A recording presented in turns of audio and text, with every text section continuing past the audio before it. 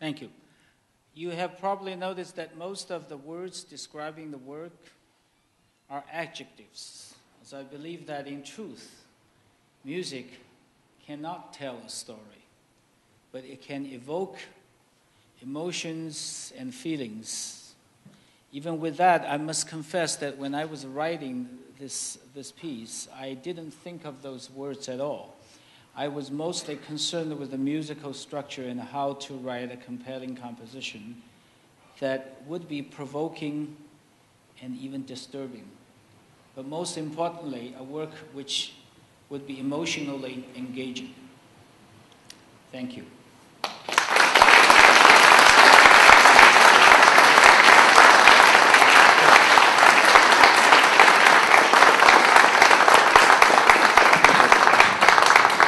So I wonder if you have any questions. We can answer a couple of questions. Yes, sir.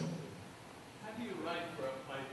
Is there any chance for the artist to basically use some of their own, put their own in, and do you use conventional Western notes for the pipe? Did you hear the question? The question was, how do I write for pipa? Are these in Western notation, or these are, did I get any help from the players? Yes. I don't play the pipa, and I had to learn about writing for pipa.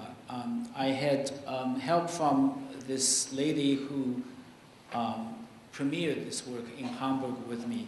Her name is Wu Man. She's well known in this country.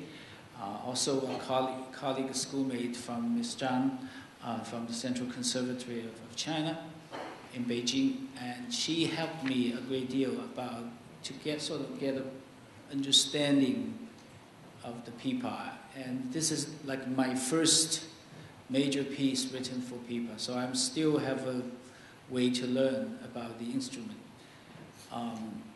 But she also, this is a very interesting question, because at the premiere, I wrote in certain things, and we had to work a little bit and to sort of compromise, or she would make suggestions, like any instrument. Even if you play the instrument, the player, the performer has a great deal, and the input of the performer has a great deal to do with the piece. I believe that sometimes a large portion of the creativity relies on the performer. So when we composers finish a piece, it's like a playwright. You finish a piece, and it's about 50%. It's done. And you have some kind of idea what the pieces sound like, but until it's realized by the performers. Yes? Write a programmatic piece, and certainly the horror, the terror, unrelenting. But I was hoping to hear some compassion, the humanity part, how people under such relenting assault work together, and like you said, Rob. So I guess I missed some of that. I felt that. You missed the humanity part, the compassion part. So it became a little too unresolved and angry. It is. So I wanted that. I thought this was. I wonder if other people share with this. Yes.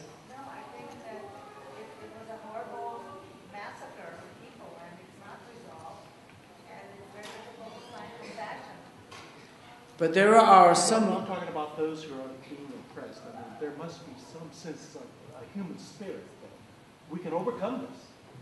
You know, if we. You didn't hear that enough. I tried. Maybe you should have put these letters up there. So I was looking for it. I thought it was, the people crying together, the in memory of the victims. No, I was thinking about Goreki's Third Symphony. I mean, there's some. This sounded like Cronin's quartet all the way. Okay. Yes. I sort of agree with that, but I think that I sort of agree with that. I didn't get enough of that maudlin, kind of tone that perhaps some people expected to have. But I think your ending spoke it all. It says unresolving and angry, because there's still a lot of unresolved anger that exists. Why Japan still has not apologized and why Japan still has not owned up to its crime, and the victimization still continues. I mean, that's how I got out of this. Thank you. Well, that, basically, it's everybody's understanding or their own interpretation. So in one way, I would like to say that, as a composer, I wrote this work, and my thoughts of expressing my feelings or my thoughts is only one way. And different people would hear different things from it. So that's, in essence, that music is abstract. It's not absolute. And I can hear that there is a compassion element in the international cooperation between, just like John Raby and a group of Americans. One of them is Minnie Walton and Reverend John McGee. And he used his Bell and Howard camera and captured all the films in this horror incident. Yeah. I just wonder, did you this wonderful piece, performed in Japan? No, I don't think so.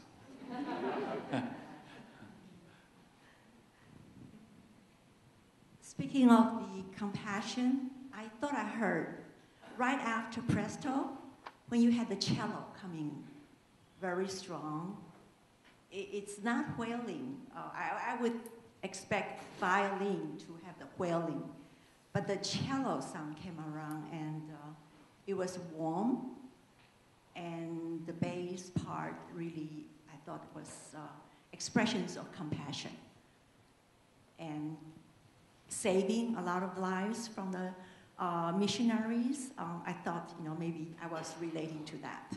The missionaries saved the victims, yeah. Thank you.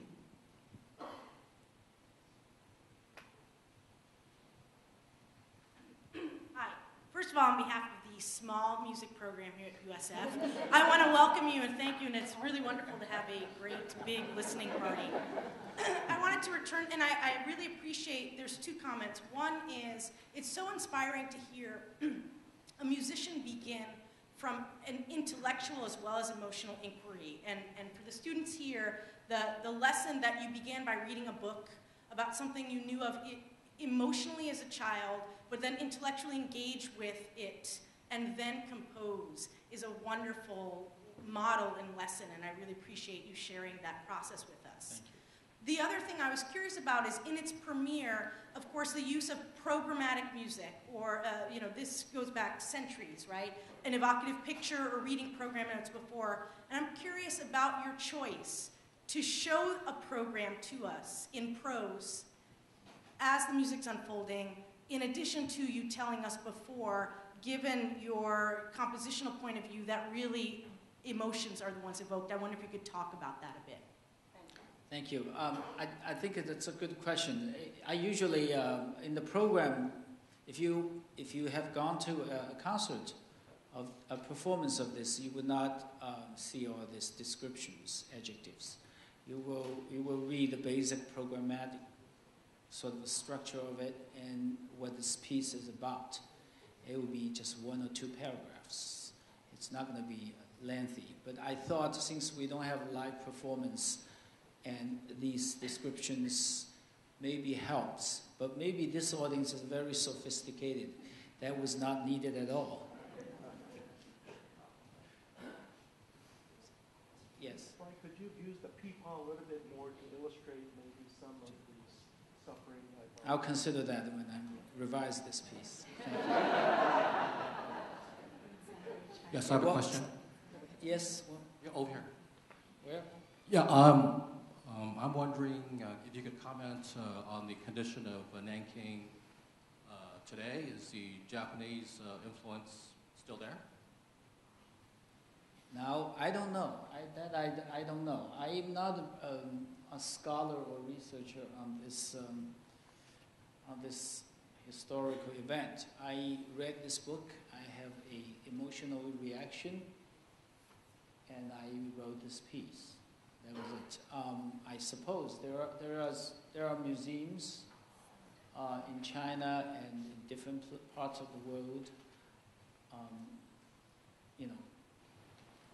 commemorates this event, but I don't know the detail of it. And this piece actually has never played in Nanjing. It would be nice to be there sometimes. I want to respond to the first comment that was raised. The gentleman thought that there was needed a more soft and sympathetic music treatment. And I have to say that I disagree, and that I think the codetta that you wrote is very appropriate. And the reason this came to mind was I had a discussion with a very good friend of mine. We were talking about what's happening in Japan, and we were amazed at how the Japanese would line up civilly, and even in the midst of this horrible destruction, they would be very courteous to each other, and I think the whole world was quite amazed by the Japanese behavior. But the question that crossed between this friend of mine was, given that they are so courteous and so considerate of other people, how could they explain the barbarism and the cruelty of the Nanking Massacre? And so, in trying to explain this just among ourselves as we were discussing it, we said that, well, who are we to judge? Because in terms of a group psychology, who knows how you would react, even though we are saying that we would never be that cruel or never be that barbaric. But in terms of group psychology, we don't really know. And he mentioned the story and the picture that was famous in Life magazine of the baby that was tossed in the air and that was bayoneted by a Japanese soldier. And this friend of mine said to me, you know, I may be moved by the group psychology and participate in the massacre, but that's where I would draw the line. I would never do that. I would never be able to bayonet a baby. But then we thought about it and we asked, are you sure you would never be able to do it? And that's why I thought your codetta is very appropriate. And so I just want to say that I think it's the right ending. Thank you. You know, this we could have discussion for a long time. I think some of the questions that asked today now has been answered actually in the book. If you read a little bit, if you get a chance to read through the book again, and Iris mentioned, tried to explain what could cause, and I think that was in the past, and Japan has moved on to the, and this is a very different nation and people, I think. So I don't think it's going to happen again, and that's very, and I think it's a strange thing that during those strange times, human can do really cruel things to each other. And that's my intention as a composer, that I hope my music would sort of keep people remembering that what happened, and we try not to repeat ourselves. Well, that was an emotionally and intellectually compelling performance, so please join me in thanking Professor Brett Sheng.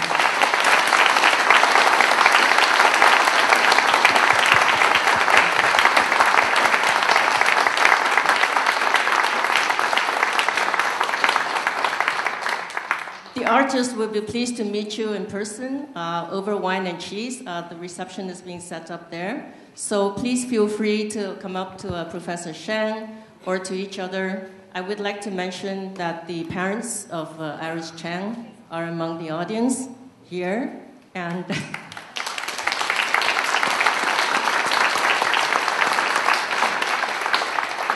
in fact, Ying Chang, the mother, has written a book in memory of her daughter. And the book will be released in May, as I understand it. Right? And it's very favorably reviewed. I have an advanced copy here, just to let you know that it's a substantial book, Remembering Iris Chang. And also, this center, in the spirit of fellowship and compassion, will receive donations for the Japan earthquake relief.